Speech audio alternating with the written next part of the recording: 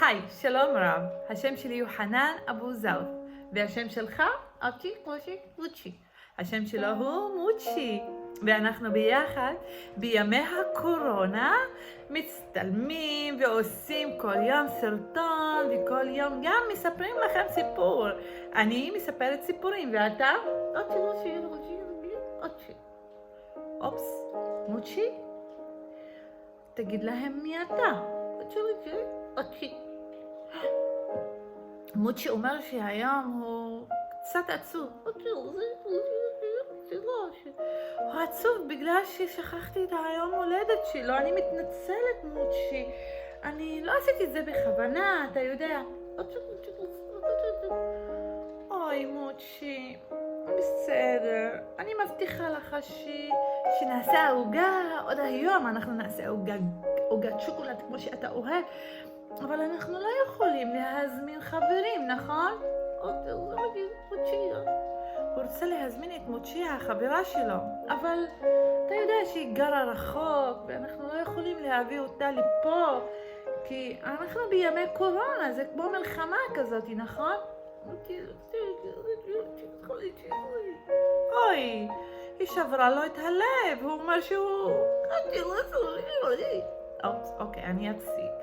היא פשוט שברה לו את הלב בגלל שהוא רצה שתביא לו מתנה. מה דעתך שאני אספר לך מתנה? ואני אספר למועדון רוטרי, דליית אל כרמל, ולכל האנשים שנמצאים שם, ולכל מועדני הרוטרי בכל העולם, את הסיפור הזה. מה דעתך? כן, אתה יכול גם להקשיב לסיפור. כן, זאת תהיה המתנה שלי ביום ההולדת שלך. אתה רוצה? באמת? אתה אוהב את זה? כן, הוא אוהב את זה. וגם אני אוהבת לספר סיפורים. השם שלי הוא חנן אבו זלף. אני מדליית אל כרמל, ואני מספרת סיפורים, כמו שכבר אמרתי לכם.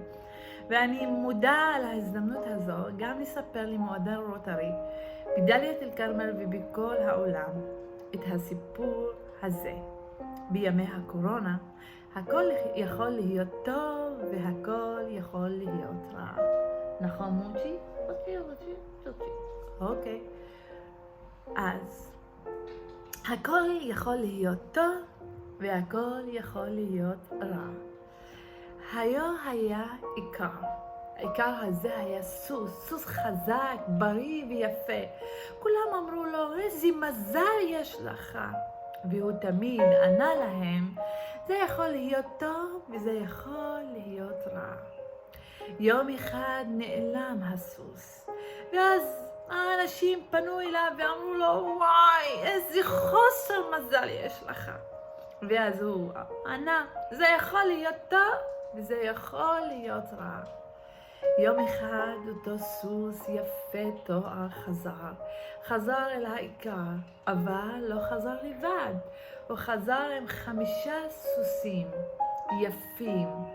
ואז האנשים הגיעו אליו, אל העיקר, ואמרו לו, וואי, יש לך מזל, איזה מזל יש לך. והוא ענה, זה יכול להיות טוב, וזה יכול להיות גם רע. מה נעשה? הימים חלפו, ואז בנו הבכור עלה על אחד הסוסים, ונפל ושבר את הרגל. האנשים של הכפר הגיעו מכל מקום, והתחילו להגיד, יואי, איזה חוסר מזל, איזה מזל רע יש לך, אתה העיקר, יש לך מזל רע. ואז הוא ענה, זה יכול להיות טוב, וזה יכול להיות רע. הימים חלפו ופרצה מלחמה, והקיסר באותה ממלכה הגיע אל אנשים של הקיסר, הגיעו אל כל הבתים. הם רצו לאסוף חיילים, וכשהגיעו לביתו של העיקר, לא לקחו את הבן שלו, בגלל שהייתה רגל שבורה. ואז העיקר התבונן אל השמיים, אל האופק, ואמר, מי יודע, זה יכול להיות טוב וזה יכול להיות רע. תודה לכם, ואני מודה לכם על ההקשבה, מודה לכולכם. ואני שמחה לשתף אתכם את הסרטון הזה בימי הקורונה. אוהבת אתכם המון ומאחלת רק בריאות וחג פסח שמח לכולנו. תודה לאנשים בדליית אל כרמל, למועדון הרוטרי בדליית אל כרמל. תודה לתלמידים ולאנשים שנמצאים שם ועושים את הפעילות המדהימה למען האזרחים שלנו. אוהבת את כולכם. להתראות.